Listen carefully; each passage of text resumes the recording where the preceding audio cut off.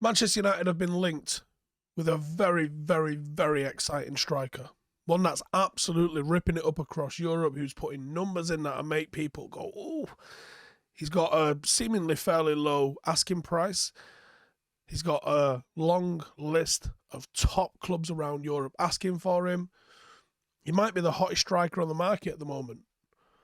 But should there be a worry with him? I think there should.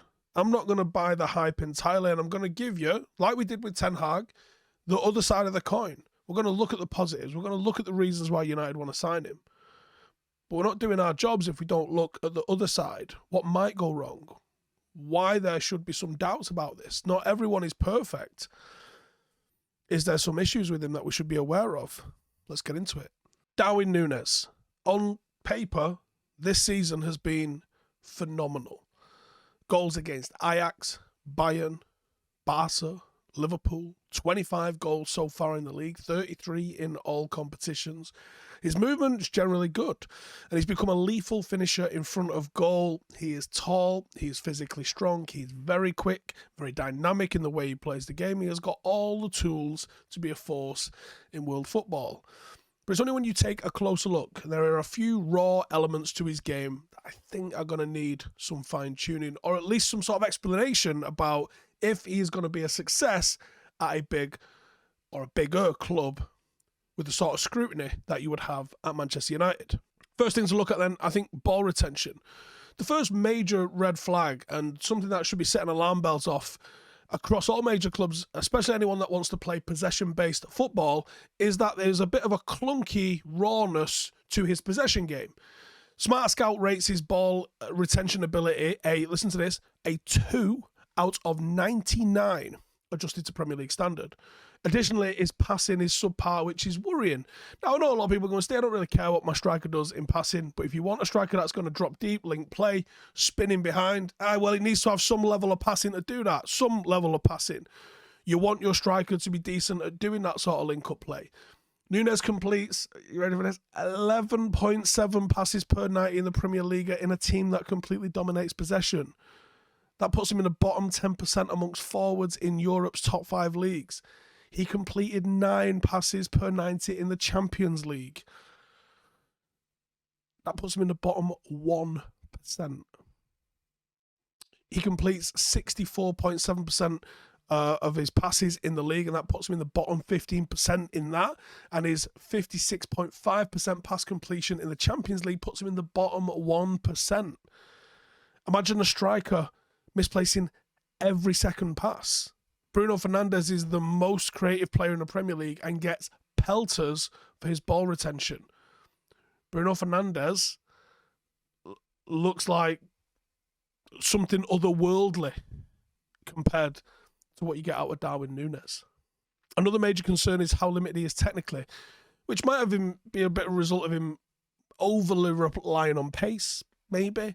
But his touch often lets him down. He has 3.4 unsuccessful touches per 90. If people think Lukaku had a trampoline, this guy's going to look like he's got the touch of a skip. The timing of his runs, often erratic. There's a touch of Inzaghi-ness about him, which sometimes you can just be his eagerness, but sometimes it can lead you to getting caught offside, and he's offside once every 90 at least. Against Liverpool, we saw that he had 2 disallowed goals. Since moving to Benfica last season, no player has been caught offside in the league more than him. This demonstrates that despite his game revolving constantly about making runs in behind, he doesn't always time them that well. It's questionable that even though he might have many opportunities to run in, is he going to have that in an overly possession-based team in a Premier League where more teams are going to look to sit back? Does he have enough tools in the locker to be able to do other things? If you're denied the space to run in behind, you have to have the link-up play to work in front of a defence. This is what I'm getting at. This is the extra tools to his game that I'm not seeing there. With his style of play, with his physical capabilities, he can be a great, pure counter-attacking player, I'm sure, in a counter-attacking team, using that pace, that directness, in full transition. That's why he's been effective for Barcelona in the Champions League this season. That's why he scored goals. That's why he was a threat against Liverpool, because of how high their line was. But you play Liverpool twice a season. Is he going to be a threat in against a Norwich team that's not leaving its box, in against a Watford team not leaving its box, in against an Aston Villa team not leaving its box, in against a Burnley team where they're going to be more physical than you are? And despite being 187 centimetres tall, he is strong and tall. He doesn't use his body in that way. His hold-up play is inconsistent. He's scored a few uncontested headers, but he's not really Duncan Ferguson in the air. He hasn't got the timing. His technique isn't that great, in all honesty. This isn't Ronaldo in the air. He only wins 1.1 aerial duels per 90, and he has an aerial win rate of 36.7%. A lot of those things point to the fact that he ain't the target man style number 9. He likes to drift wide and operate in the left channel. Yeah, he's often played in a 2 up front. That explains a lot of that. But that's another reason why I don't necessarily know if this works. Another concern is his injury record.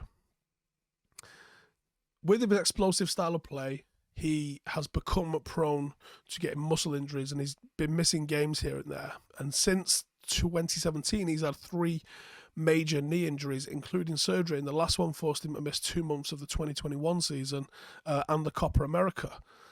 Injury record is something, certainly with explosive players, that doesn't really seem to improve unless they make a whole raft of changes, like Ryan Giggs seemed to do. And the one thing that has been extremely impressive about him this season is his finishing, but he has overperformed his XG. And unfortunately, that's not the good sign you think it is. All good players, Lewandowski especially, Lewandowski is almost textbook on his XG. Those 25 league goals that he has scored have come from just 15 XG. So he's outperformed his league XG by 10. And that's unheard of. And you don't need to be an expert to know that that sort of finishing overperformance is incredibly unsustained, will not carry over to his next club. Everything sort of points to the fact that next season, or the current season, has been a statistical anomaly, and next season he'll probably revert back to his mean. He isn't getting the chances to be able to sustain a 20-plus goal a season. So, to summarise, I do think Nunez is one of the most exciting forwards in world football, and he is enjoying an exceptional season. His ceiling could well end up being right up there with the elite. And I believe he will score goals. He would energise top sides around Europe. And at the age of 22, he's still young enough to develop loads of different areas of his game, especially if he starts moving leagues and bringing in more experience from a more wide range of opposition. But he needs to improve certain facets of his game if he's going to solidify himself as one of the best strikers in world football. I still think he's proven enough to be worth a gamble. And I still think he's proven enough that he would be worth buying for Manchester United, especially if Cristiano Ronaldo is going to stick around for another season. If you want to improve your XG and you want to improve your predatory goal scoring, having Cristiano Ronaldo in the squad and potentially having Robin van Persie in the coaching staff might not be a bad thing for him to learn off. But you might overpay for him, and he might not be everything that is advertised with him. So all I would say is, do your homework, have a look what he's about, see the strengths and the weaknesses of the player, and have a full understanding of what you're bringing in. This is not the next Erling Haaland. He's got some good attributes, but he's got a long way to go to be considered one of the true elite strikers of world football. Hey, thank you for watching the video. If you are new around these parts, then don't forget to subscribe. My channel is proudly supported by my community on Patreon. If you'd like to get a little bit of extra content, a Discord group, meetups, five-a-side games, weekly podcasts, behind the scenes, and even an occasional bit of transfer news as and when I get it, then for the price of a pint, you can show your appreciation for the content that we make and get some goodies for doing so as well. Check the link in the description or click the button right here. You'll also find all of my socials here too if you want to follow me on any of those platforms. Nice one.